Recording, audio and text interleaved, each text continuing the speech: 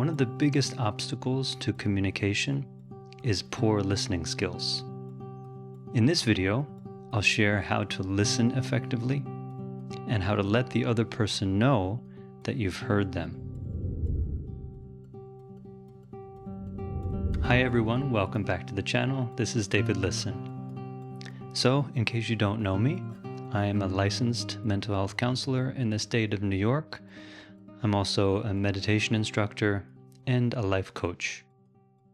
So a lot of the work that I do with people has to do not only with helping a person find their direction in life, clarifying their values, developing ways of mindful living, but also working on communication skills.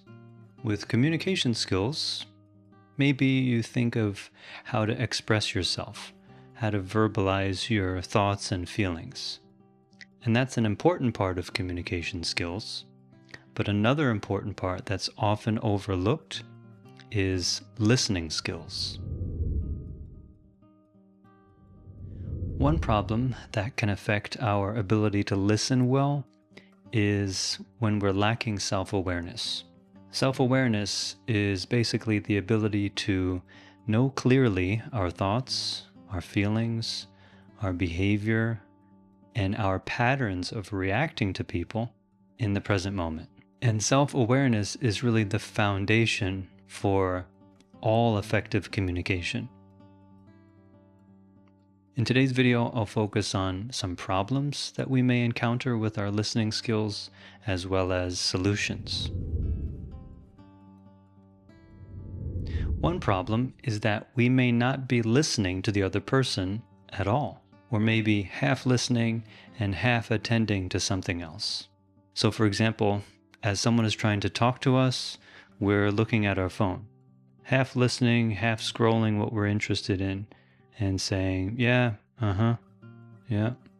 Or we could be preoccupied with some other activity, maybe while we're doing the dishes, or while we're attending to some task that someone is trying to communicate something to us, and we can't focus on what they're saying because we're involved in that task. The result of this inattentiveness is that we don't really hear the message they're trying to convey, and that person would feel like they're being ignored, that we're not interested in what they have to say. The solution to distractedness is focus. If you're looking at your phone, put your phone down, or if you're involved in some other task, just temporarily stop that task. Face the person, look at the person, adjust your posture, relax yourself, but have a posture that shows you're open to listening. This kind of posture doesn't really show that we're open to listen to anyone, does it? Whereas this kind of neutral posture, with our shoulders relaxed, our body relaxed, it just shows that we're attentive and we're interested. And remember, it's important to make eye contact. For how long? That depends. Sometimes both people feel comfortable with long, sustained eye contact. Other times it may help to look at the person and look away, look back, or look away in a way that allows them to feel comfortable speaking. The result of focusing is that you'll hear their message more clearly, and that person will feel that you're interested in what they have to say. They'll feel respected and attended to. Another problem that we may have is that as we're listening, we're actively thinking. So we could be focusing on the person, focusing on what they're saying, but part of our attention is drifting off into thinking about how to respond. The result of being overly engaged in our thinking is that, number one, we're not going to hear the message clearly. Even if we're listening closely, we'll hear a distorted version of it because of interjecting our own thoughts. And likely we may interject our own speech and cut the person off, not allowing them to finish their statement. And that can leave the other person often feeling frustrated that we're not really able to listen to them. The solution is just to let go of thinking.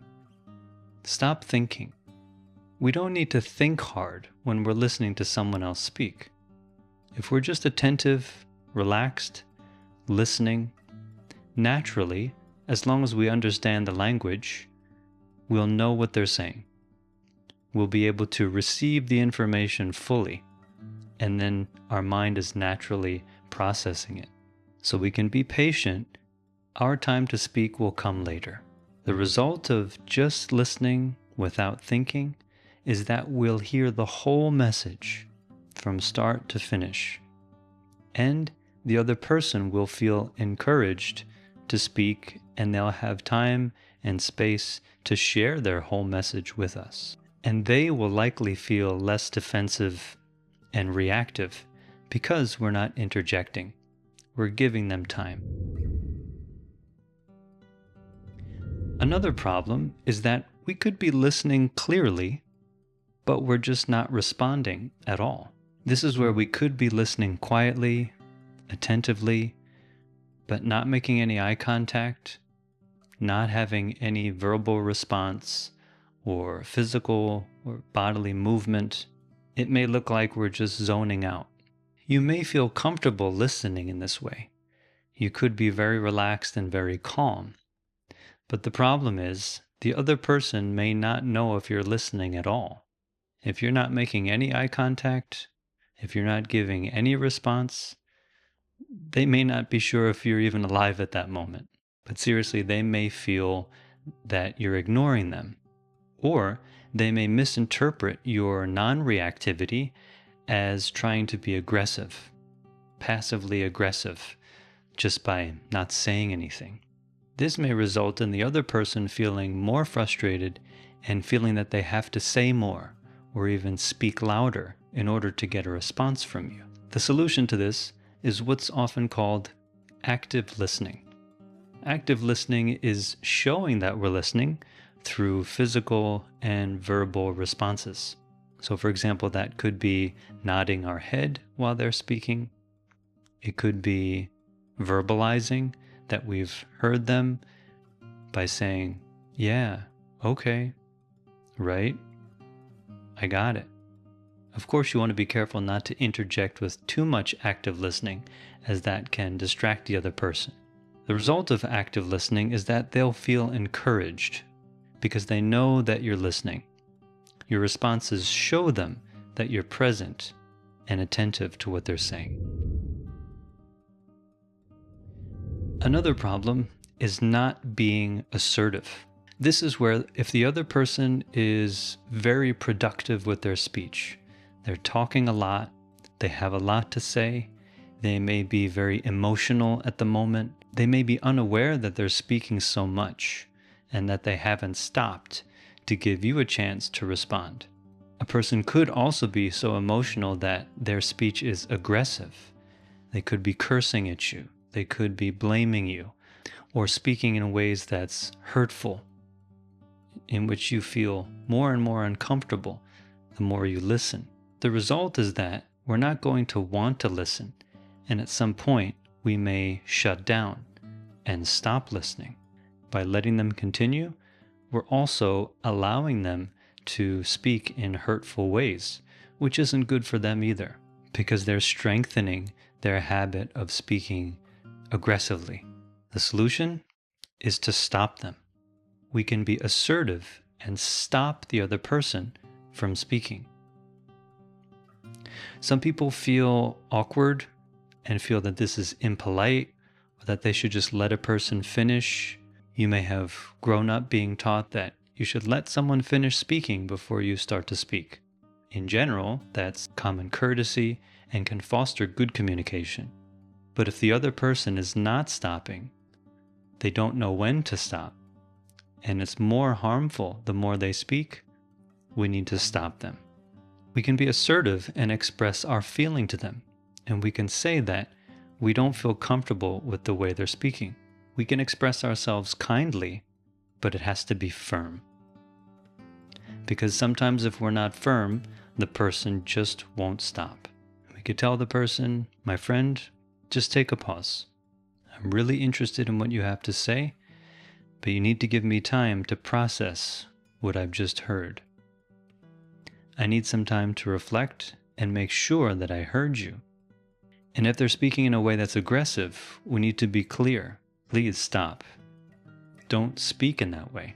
If you're going to curse at me, I'm not going to listen. We're going to have to stop here. By being assertive, we give the person a chance to change the way they're expressing themselves. We're helping them to be able to learn to speak in a way in which other people, including us, will be more willing to listen.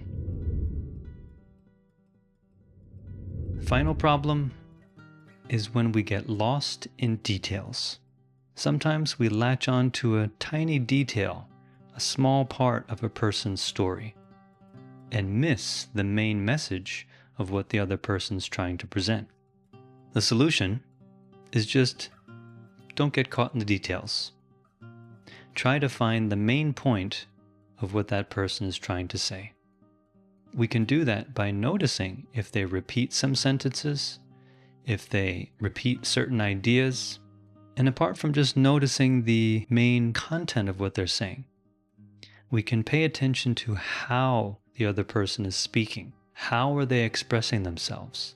And can we hear the feeling that's behind what they're saying? So don't just focus on the words that someone is saying. Be aware of their whole way of expressing themselves, because sometimes the main point is not verbalized, but expressed through their feeling. For example, that person could be complaining about our behavior, that we did something wrong, but maybe they just feel disappointed. Maybe they just feel that they're not getting enough attention, that they don't feel loved. Sometimes you can hear that just by observing someone's way of expression. But also, we can ask, we can clarify to make sure what is their main point. And that brings us to the practice of reflecting. Reflecting is where we paraphrase or we summarize what the person has just said. This is where we can clarify to make sure that we've heard it right. And we also let the other person know that we've heard them clearly. We can reflect what we heard in terms of the other person's thoughts, and we can also reflect their feelings. An example of reflecting their thoughts would be, oh, so what you're saying is that you don't think we communicate well? So we reflect their thoughts by stating that, by summarizing what we've heard. An example of reflecting feelings is, oh, so you're saying you feel disappointed that I'm not a good listener? They feel disappointed. And when we verbalize that, when we reflect back in a simple statement, what we heard about how they feel, that can be a very powerful tool for communication, where the person who's speaking now feels deeply understood, so that in the end, we can affirm or validate each other. The final skill is where we validate the other person, and we can say, I understand. Or we could say, I'm trying to understand. I don't fully understand, but I'm trying. Or we can also ask, have I understood what you said correctly? Did I hear you right? I have a client that shared that their spouse often says this typical phrase when they're having a deep discussion about something. Well, why do you feel that way? That doesn't make any sense. The spouse, in this situation the husband, he just can't logically understand why his wife feels a certain way. So to him, it just doesn't make sense. And he's unable then to accept it. The wife feels totally frustrated because the husband is not even willing to understand. So here's a tip. Feelings are not rational. And you may not be able to relate to how someone else feels. But the most important thing is that you listen and try to understand. When we show another person that we're trying to understand them, that we're listening deeply, even if we don't fully understand, they will feel deeply loved. And this can truly make our communication much better. much more effective and much more fulfilling. And it allows the person to feel ready to then hear what you have to say. And now, how can we express ourselves better? That I'll save for the next video. So thanks for watching. I hope the video was insightful, and I wish you well on your journey of practicing deep communication.